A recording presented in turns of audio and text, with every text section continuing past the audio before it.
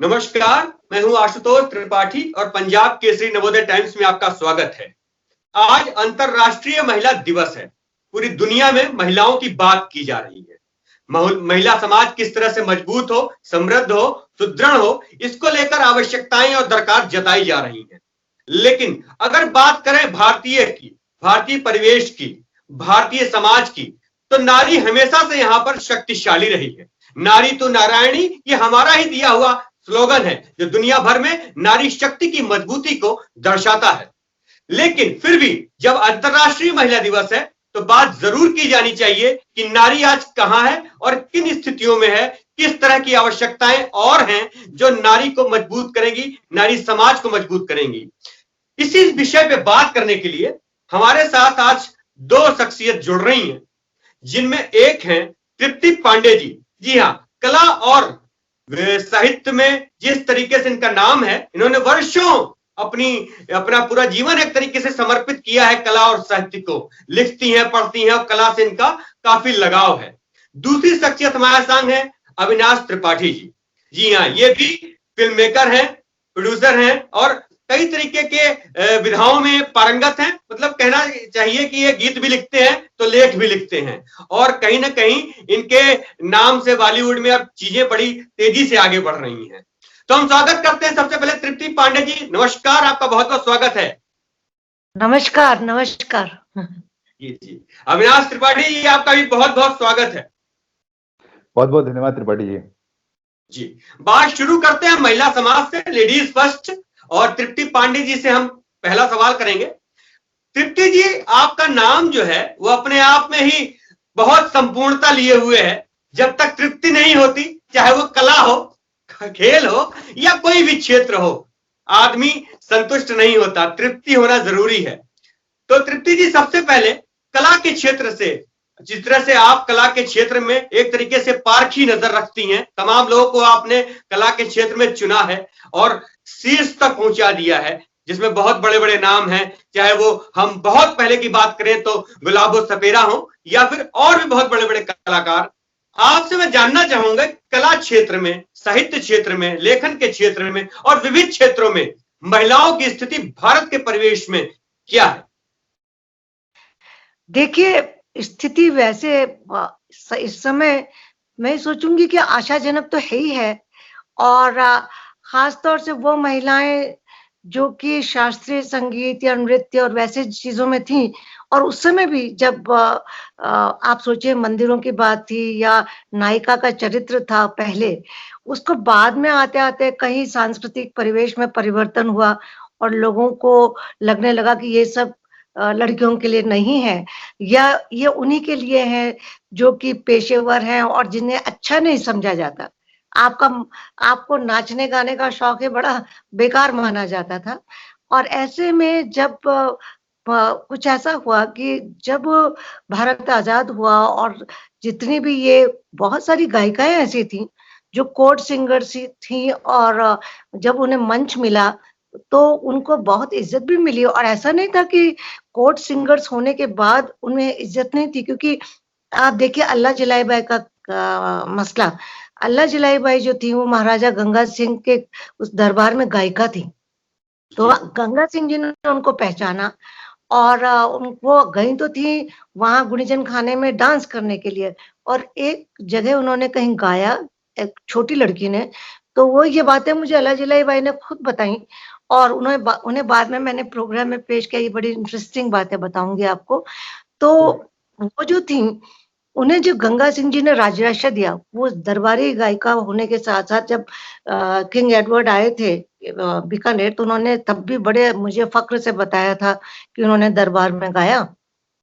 और उस दरबार में जो उनको कोहिनूर की तरह पेश किया जाता था, तो उसमें भी एक बहुत बड़ा सम्मान था। और यदि गंगा सिंह जी की नजर उन पे ना जाती और उन्हें डांस के बजाय गाने में ना डाला होता, तो वो जो मांड, जो केसरिया बालम आप सुनते हैं ना, मैं आज भी मुझे रोंगटे खड़े हो जाते हैं। जो उनकी आवाज में खनक, जो जोश, जो खरोश था, वो सामने नहीं आ पाता, तब मैं भी ना सुन पाती। और मुझे कुछ ऐसा, भगवान ने, सरस्वती की मेहरबानी है कि उन्होंने, मेरा काम ये नहीं था, क्योंकि यदि मैं संगीत नाटक अकेडमी से जुड़ती या मैं समझिए तब तो टूरिज्म भी नया नया था और कला का उससे जुड़ाव भी नहीं था। और पर मैं कि ऑस्ट्रिया में पढ़ी थी और मैंने वहाँ म्यूजिक के फेस्टिवल्स देखे, और ऐसे में एक महिला जो अब नहीं रही, और वो भारत सरकार के प्रचार प्रसार मंत्रालय से जुड़ी फील्ड पब्लिसिटी में थी, शकुंतला जी। तो उन्होंने वो मेरे पास आई और उन्होंने कहा रेगिस्तान में कुछ करना चाहते हैं, पर्यटन वाले भी कुछ करें। जाने क्या हुआ कि मेरे मुंह से निकला, क्यों ना हम एक ऐसा फेस्टिवल करें जो जिसमें पूरा चांद भी, और हम उसे डेजर्ट फेस्टिवल दें नाम। और मेरे पास ये था कि मैं वो तिथि के हिसाब से करूं, नहीं तो अंग्रेजी कैलेंडर के हिसाब से होता। पर शायद वो जो आप कह रहे हैं ना कि अंदर से जो जुड़ाव होता है, और जो एक कल्पना थी, कल्पना खुद स्त्रीलिंग है, तो आप समझ लीजिए कि वो जो कल्पना मेरे मन में आई, तो मैंने डेजर्ट फेस्टिवल की कल्पना की और उसकी तिथियां माघ पूर्णिमा से जोड़ी, ताकि रेगिस्तान का वो जो हम लोग रोमांस सुनते हैं, वो रोमांस लोगों के सामने और उनको महसूस हो। जो रेगिस्तान का वीरानापन है, उसमें कहानियां कैसे आई, उसमें संगीत कैसे निपजा, और ऐसे करके वो जब हुआ तो वो एक ऐसा फेस्टिवल खड़ा हो गया जिसे मुझे फक्र है, आज मैं कह सकती हूँ कि एक रचना और एक न्यूली क्रिएटेड फेस्टिवल वो ट्रेडिशन में टर्न हो गया। तो कला के प्रति और ऐसी चीजों के प्रति वो मेरी कुछ ऐसी प्रकृति है कि मैं संस्कृति से बहुत प्यार करती हूँ और मुझे भारतीय होने पे बहुत गौरव है। और मैं चाहती हूँ कि जो हमारा सजीव हेरिटेज है ना, वो तो हर क्षण बदल रहा है। आप जानते हैं इलेक्ट्रॉनिक मीडिया, हम बॉलीवुड को ही क्यों कहें, हर जगह स्मार्टफोन है, हर जगह यूट्यूब है, चीजें हैं। तो मैं जाने कितनी बातें भूल सकती हूँ, आपका समय छोटा होगा, पर ये एक स्मृति की यात्रा है। तो कहाँ से शुरू करूं, क्या भूलूं, क्या याद करूं, बच्चन साहब के शब्दों। आप तो पूरा सागर हैं, और जिस तरीके से आपने कला संस्कृति और पर्यटन के क्षेत्र में काम किया है, अभी आपने वो एक तरीके से जो कहा जाए कि डेजर्ट में किस तरह चांद और रेगिस्तान का पूरा एक कॉम्बिनेशन करते हुए जो आपने एक महोत्सव की एक कल्पना आपने खुद बताई कि किस तरीके से शुरू हुआ और पूरी दुनिया में मशहूर है आज की डेट में। तो मैं चाहूंगा कि त्रिपाठी जी उस महोत्सव पे अपना आप एक जरूर अनुभव शेयर कर दें तुरंत जी। नहीं, बहुत ही खूबसूरत बात तृप्ति जी ने कही है, और जिस तरीके से वीरानी को गुलजार करने की प्रक्रिया में तृप्ति जी ने अपना योगदान दिया और आज डेजर्ट फेस्टिवल पूरी दुनिया में जाना जाता है। आपने शुरुआत में बहुत अच्छी बात कही, एक तो अल्लाह जलाही बाई का आपने नाम लिया, हम सब लोग बड़े फक्र के साथ उनको याद करते हैं। माड़ गायिका में अगर हिंदुस्तान में सबसे बड़ा कोई नाम है तो अल्लाह जलाही बाई का है। और एक कमाल का इंसिडेंट इसमें भी है कि एक ऐसा मौका आया था कि जब लता मंगेशकर जी को फिल्म में उनका गाया मशहूर गाना केसरिया बालम गाने का मौका मिला, लेकिन लता जी की ये खासियत है या उनका ये बड़प्पन है कि उनको जैसे ही पता चला कि मुझे ये गाने का मौका मिल रहा है, तो उन्होंने पहला अपना फर्ज ये निभाया कि उस फोन करके अल्लाह जलाही बाई से पहले इजाजत मांगी कि इतना बड़ा ये गाना है और आपने गा दिया, उसके बाद उससे बड़ा कुछ हो नहीं सकता है, और अगर मैं इस गाने की हिम्मत कर रही हूँ गाने की, तो पहले मुझे आपका आशीर्वाद और इजाजत चाहिए। अगर आप कहेंगी तभी मैं गाने की हिम्मत करूंगी। तो ये बड़ा कमाल का इंसिडेंट है। इस तरह के लोग हुआ करते थे और अभी भी हैं ऐसे लोग जिनको लोक कलाओं का इतना सम्मान, इतना उनकी इज्जत थी। और महिलाओं की अगर मैं बात करूं तो मुझे मजाज लखनवी का एक शेर बड़ा खूबसूरत लगता है, और मुझे लगता है कि उसने एक नई परंपरा रची। उन्होंने बचपन में नरगिस जब 10 साल की हुआ करती थी लखनऊ में, तो नरगिस को देख के उन्होंने एक बात कही थी कि तेरे माथे पे ये आंचल बहुत ही खूब है, लेकिन तो इसका घर परचम बना ली थी तो अच्छा था। तो मुझे लगता है कि बहुत कमाल की बात उन्होंने कही कि महिलाएं बहुत खूबसूरत हैं और उनके अंदर ऊपर वाले ने दिया जाए। जी जी, तो वो बहुत जरूरी एक बात है कि जो उनके अंदर खूबसूरती है वो तो है ही है, उसको दुनिया प्रेस करती है, लेकिन उनके अंदर जो दूसरी ताकत है वो किस तरीके से लीड कर सकती हैं। अगर वो उनके हाथ में एक परचम हो और वो लीड कर सकती है समाज को। जैसे हमेशा हम लोग कहते हैं कि किसी एक व्यक्ति को अगर आप शिक्षा देते हैं तो सिर्फ वो व्यक्ति शिक्षित होता है, लेकिन किसी महिला को अगर आप शिक्षित करते हैं तो पूरी पीढ़ियां शिक्षित हो जाती हैं। तो जिस दिन महिलाओं के हाथ में मुझे लगता है कि वो परचम आ जाएगा, वो देश को बेहतर कर सकती हैं, वो कला को बेहतर कर सकती हैं, वो हमारी जो परंपराओं को ज्यादा रिच कर सकती हैं, वो हमारे परिवार को ज्यादा खूबसूरत बना सकती हैं। तो महिलाएं मुझे लगता है कि हर मामले में एक पुरुष से ज्यादा उनके अंदर वर्सेटैलिटी होती है, एक पुरुष से ज्यादा उनके अंदर क्षमताएं होती हैं। उनके अंदर मुझे लगता है कि जिस तरह की मल्टीटास्किंग होती है, एक पुरुष चाहने के बावजूद भी कभी वो काम नहीं कर सकता है जो एक महिला कर सकती है। तो सारी महिला शक्ति को मैं प्रणाम करता हूं, और मुझे लगता है कि तृप्ति जी जो काम कर रही हैं कला के लिए, वो बहुत ही सराहनीय है, और हम सबको उनका हाथ मजबूत करना चाहिए, और महिला शक्ति भी प्रबल हो और कला भी एक साथ साथ में ज्यादा ताकतवर हो, ये ज्यादा बेहतर होगा जी। क्या बात है, क्या बात है अविनाश जी, आपने अंतर्राष्ट्रीय महिला दिवस पे जिस तरीके से तृप्ति जी के ऊपर अपनी भावनाएं और अपने शब्द व्यक्त करके महिला शक्ति को प्रणाम किया, मैं भी तृप्ति जी को प्रणाम करता हूं। तृप्ति जी, चूंकि आप पर्यटन के क्षेत्र से बहुत गहराई से जुड़ी हैं जी, और संस्कृति में आप काफी जी, मैं आप सबका धन्यवाद करती हूँ और अनुग्रहित महसूस करती हूँ। सच पूछिए तो मेरे मन में कभी, आज महिला दिवस है पर सच कहें तो आज पता नहीं क्या हुआ, अचानक आप लोगों से बात की बात नहीं, मैं तो कभी कभार लिखती हूँ और मैंने कुछ लिखा भी नहीं था, सुबह ऐसे कलम चलाई, हो सकता है इसमें कुछ सही करना पड़ जाए, बाद में दोबारा कलम कभी बिना संपादन के तो सही हो ही नहीं सकती है। तो मैंने ऐसे लिख दिया, जब रात होती है तब दिन निकलता है जी, जब रात होती है तब दिन निकलता है, वो ना होगी तो तुम भी ना होगे, तुम दोनों का साथ चलना है बहुत जरूरी। किसी एक का होना है ना होने के बराबर, मौसम कर देता है सारे हिसाब बराबर, कभी रात लंबी होती है कभी दिन लंबा होता है, ना कोई दिन की आवाज उठाता है ना कोई रात की आवाज, ना कोई इश्तिहार, ना कोई एक दिन धूमधाम और शोर मचाने का। तो मुझे तो अच्छा लगा, दो आदमी लोग मुझसे बात कर रहे हैं, मैं महिला दिवस आप लोगों ने मुझे बुलाया, बहुत अच्छा लगा, पर मैं तो सोचती हूँ हर दिन हर रात ना होंगे तो जिंदगी कैसे चलेगी। तो मेरे लिए तो आप लोगों का इतना आदर देना ही मेरे लिए बहुत मान है, सच्ची कहूँ तो। बिल्कुल बिल्कुल बिल्कुल, रात दिन क्या हुआ, आकाश धरती भी उसी तरीके से है तृप्ति जी। जी जी बिल्कुल बिल्कुल बिल्कुल। तो ये तो अचानक मैं उठी, मेरे दिमाग में आया और मैंने ऐसे कलम चला दी। तो जी जी, नहीं नहीं, बहुत बढ़िया बहुत बढ़िया। रात और नहीं होगी तो सवेरा नहीं होगा और दिन नहीं होगा। तृप्ति जी, मैं आपसे ये जरूर सवाल करना चाहूंगा, क्योंकि आपने वर्षों लगाए हैं, परख है आपको, जहां भी अच्छी प्रतिभाएं होती हैं उनको समझने की, देखने की और उनको एक प्लेटफॉर्म प्रदान करने की। आप लिखते बहुत अच्छा है और चीजों को लिख के भी बहुत सारा आपने बताया है। मैं जानना जरूर चाहूंगा, क्या वास्तव में जो आज महिला प्रतिभाएं हैं उनको वास्तव में मंच मिल पा रहा है, उनको समझा जा पा रहा है, उनको परखा जा पा रहा है, या कहीं हमारी इस समाज की व्यवस्था में या जो भी प्रशासनिक, शासनिक और सरकारी व्यवस्था है उसमें प्रतिभाओं को ठीक तरीके से नहीं समझा जा रहा है या उनको उनकी परख नहीं की जा रही है?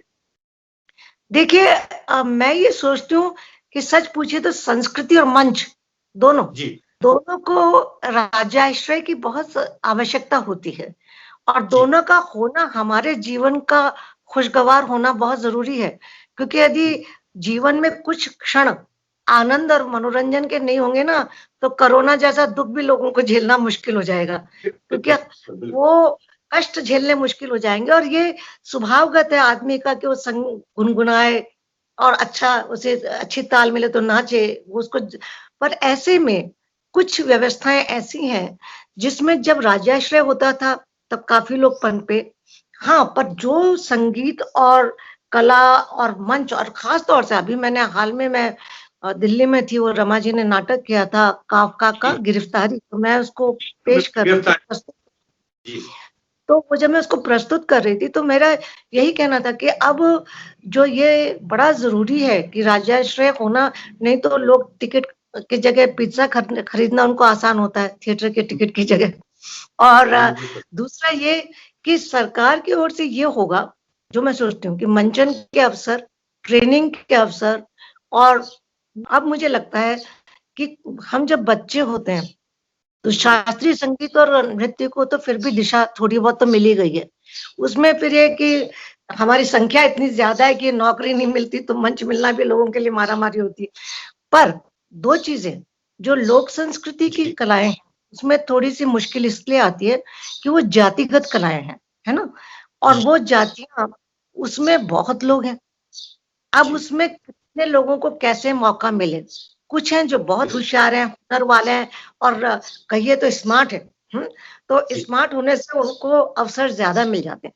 पर ऐसे में हमारा और जो भी आश्रय देने वाले लोग हैं, उनका दायित्व ये होता है कि वो उस जाति से जुड़े जो उनके समूह हैं, उनके समूह में जो प्रथा चल रही थी संगीत और नृत्य की, उसके कलाकारों को ज्यादा से ज्यादा अवसर दें, कहिए कि उनके पूरे समूह को। वरना क्या होता है कि अब सारे कलाकार देखते हैं, अच्छा खड़ताल बजाने से हमको ज्यादा काम मिलता है, कठपुतली वाला भी खड़ताल बजाने लग गया, और भपंग बजाने से हमारे काम में एडिशन होता है, तो हम मेव को नहीं बुलाते हैं और हम उसी या तो कठपुतली वाले से बजवा लेते हैं, या लंगे से, या मांगणियार से, और या कालबेलिया लड़कियां सब घूमर करने लगती हैं, क्योंकि हमको लगता है सबसे कम पैसा इस पे खर्च किया जाए। मेरा ये कहना है कि जितने लोगों को हम अवसर दे सकते हैं, हमारी देखिए बाहर जाएं, विदेश जाएं, तो मैं मान सकती हूँ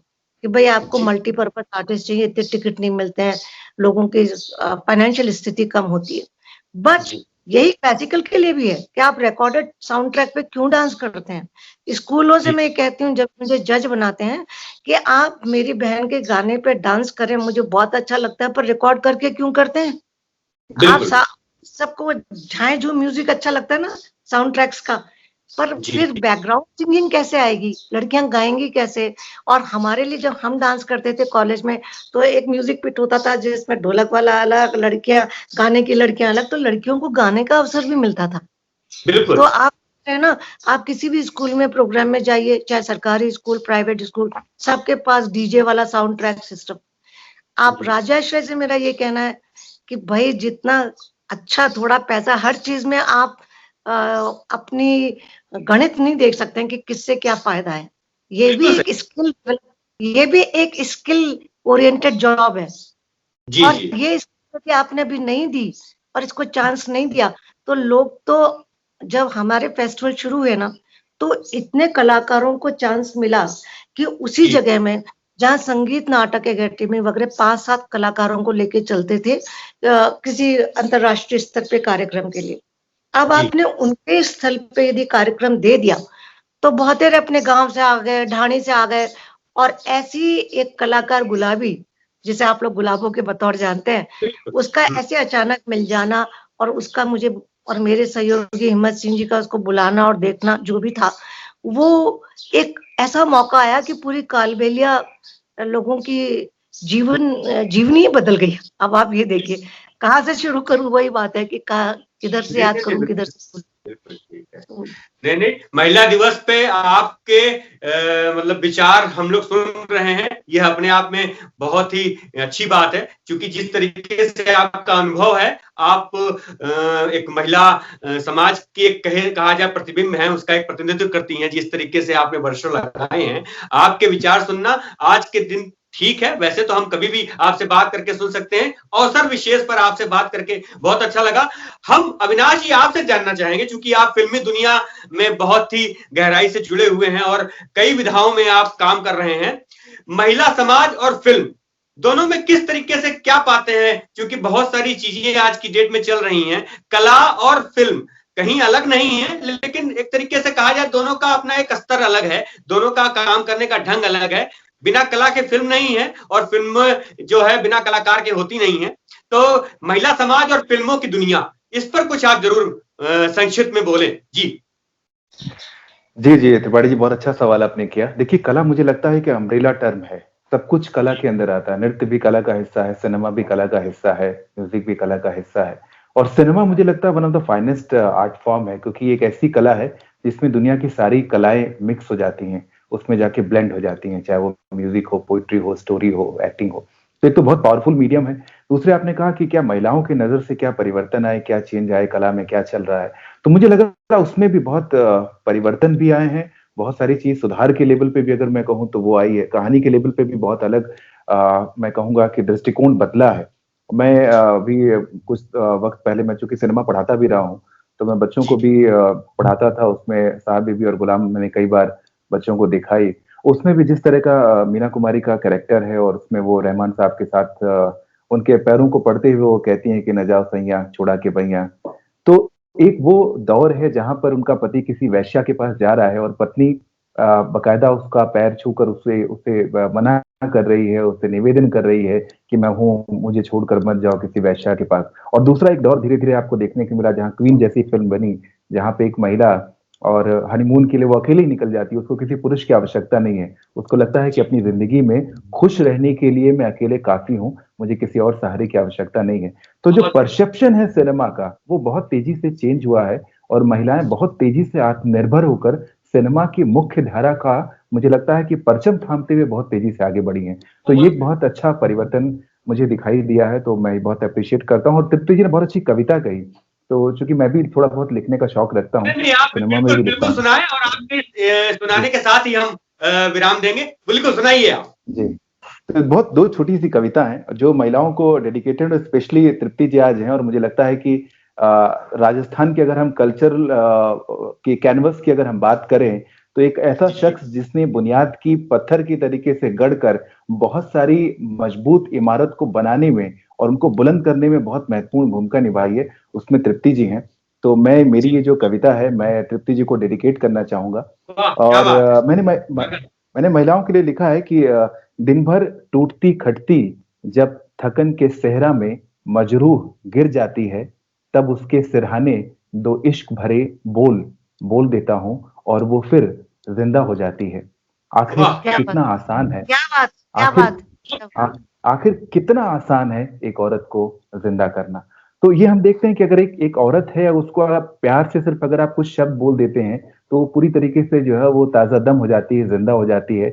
एक और मेरी बहुत छोटी सी कविता है जो मैं अगेन तृप्ति जी को समर्पित करूंगा और फिर हमारी बात आगे बढ़ेगी। एक छोटा सा एक सपना किस तरीके से महिलाएं देखती हैं, और छोटे छोटे सपने होते हैं, मैंने उनको अपनी कविताओं में इंगित करने की कोशिश की है कि कल जब तुम सो गई मैंने चुपके से तुम्हारी पलकों से ताजा सपना उतार लिया। रात के तीसरे पहर में तुम्हारी भरी भरी आंखों में कितनी रिक्तता थी। तुम्हारी तमाम ख्वाहिशों के अधूरेपन से ख्वाब में एक स्थायी स्याह धब्बा उभर आया था। मैंने पहली बार देखा बालकनी में देर तक बैठकर कॉफी पीना, चांदनी रात में देर तक जगकर बातें करना जैसी छोटी छोटी बातें तुम्हारी लिस्ट में अव्वल थी। सच, स्त्रियों के ख्वाब अक्सर कितने छोटे लेकिन जरूरी होते हैं। गहरे होते हैं, बहुत गहरे होते हैं और छोटे होते हैं लेकिन बहुत जरूरी भी होते हैं। तो हम लोग सब कुछ कर सकते हैं। प्यार वो चीज है जिससे हम सारी दुनिया जोड़ सकते हैं, स्त्री क्या और महिला क्या और पुरुष क्या और बच्चे क्या। और मुझे एक चीज आपको बहुत जरूरी बतानी है। जी बिल्कुल। आपके हमारे बीच में जो संपर्क सूत्र था ना, उसने कहा कि आप अपने बारे में जरूर बताइएगा कि आप किताबें लिखती हैं और मैं फोटोग्राफी भी करती हूँ। मैं उस पे आ ही रहा था जी, बताएं। अच्छा, तो आप आ रहे थे तो मैंने जल्दी कर दी, मुझे लगा कहीं मुझे बाद में जाना है, मैंने सोचा समय आप आ रहे थे पर मैं आ गई। आप बताएं जी। तो क्या है कि मेरी पहली किताब थी वेयर साइलेंस सिंग्स, जो म्यूजिक और डांस पे, जिसे हार्पर कॉलिंस ने पब्लिश किया। और अभी ये मेरी जिंदगी का बहुत बड़ा सपना था, और वो थी India's elephants a cultural legacy. आपको दिख रही है मेरी किताब? बहुत बढ़िया। ये गज देव हैं, गजान। ये किताब मैंने पूरे भारतवर्ष में हाथी की पूंछ पकड़ के संस्कृति के गलियारे में, ये सारी किताब हाथी और संस्कृति के जुड़ाव पर है, जिसपे कभी और चर्चा करेंगे। और फिर मुझे लगता है कि आपने परचम और आंचल वाली बात कही थी ना, और मेरे पीछे आप ओढ़नियां देख रहे हैं, पेंटिंग दिख रही है आपको? जी बिल्कुल। तो वो पेंटिंग जो है मेरी बहन ने बनाई, मेरी रुचियों को देख के। वो अमेरिका में रहती हैं, तो उन्होंने मैंने मेरा ओढ़नियों का अपना व्यक्तिगत संग्रह मैंने जुटाया, संस्कृति और ओढ़नियों का क्या संबंध है, और उसको फिर मैंने पहले तो रखा था राजस्थान थ्रू द वेल, फिर उसको मैंने बढ़ा दिया, और फिर मैंने उसको जहां जहां कहानी कहते हैं ना किसी संस्कृति के एक छोटे से ताने से और बाने से, हम पूरा एक कैनवास खड़ा कर देते हैं। तो मेरी एग्जीबिशन जो है ओढ़नी से संगीत, नृत्य, घूंघट के प्रकार और वो ताकत। मैं हमेशा कहती हूँ ओढ़नी वो बुर्का नहीं है, बुरके में भी मुझे उससे कोई शिकायत नहीं, पर आप उसमें उसको जड़ देते हैं। ओढ़नी वो है कि आप उसे उठा सकते हैं, आपकी मर्जी आती है तो अपना मुंह छिपा सकते हैं, जिससे नजर मिलाना चाहे मिलाए, ना मिलाना चाहे ना मिलाए, पर उसमें प्यार है, मनोहार है। तो वो मेरी एक बहुत बड़ी एग्जीबिशन थी जो फेस्टिवल ऑफ इंडिया में गई थी, और वो अभी भी मैं किसी दिन चाहती हूँ कि एक संग्रह के रूप में कहीं यहाँ ऐसी जगह खड़ी कर दूं ताकि लोग उससे देखते रहे, क्योंकि सब कुछ बदल रहा है। दीज आर ऑल डॉक्यूमेंटेशन, समझेंगे, क्योंकि life is changing by the minute.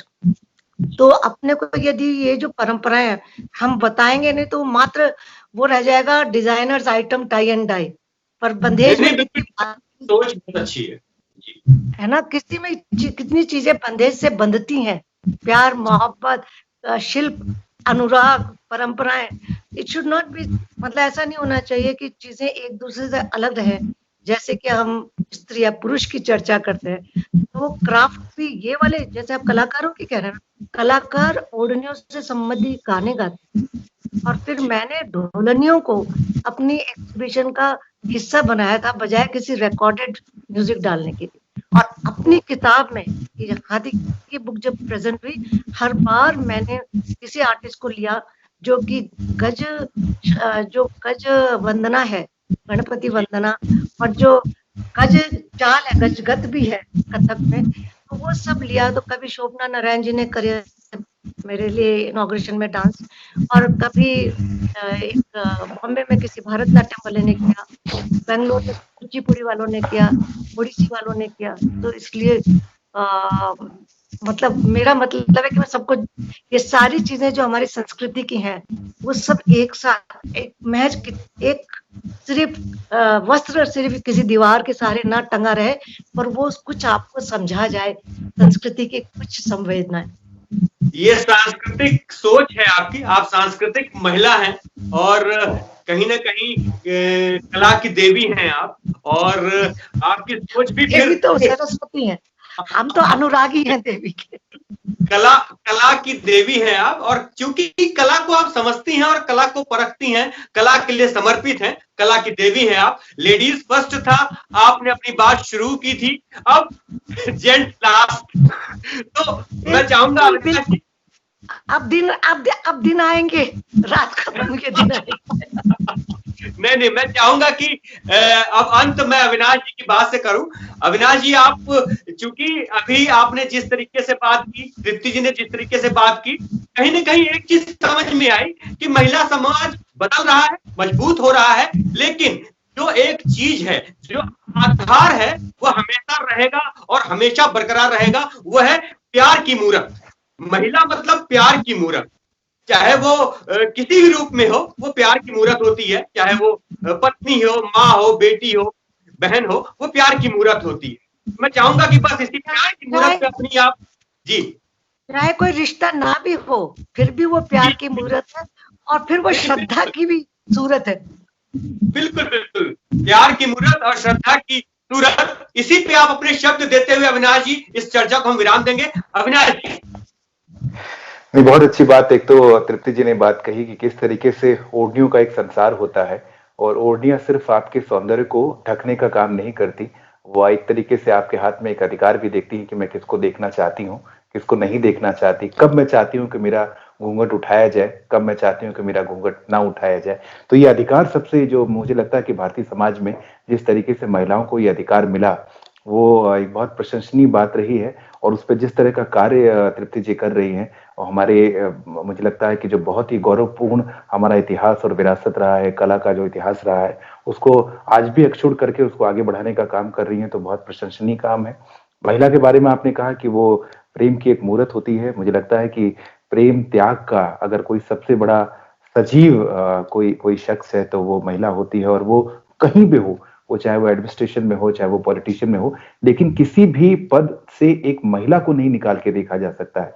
महिला प्रधानमंत्री भी बन जाती है तो भी वो माँ होती है, महिला अगर एडमिनिस्ट्रेशन में होती है, वो एक सीनियर ब्यूरोक्रेट होती है तो भी वो माँ होती है, वो पत्नी होती है।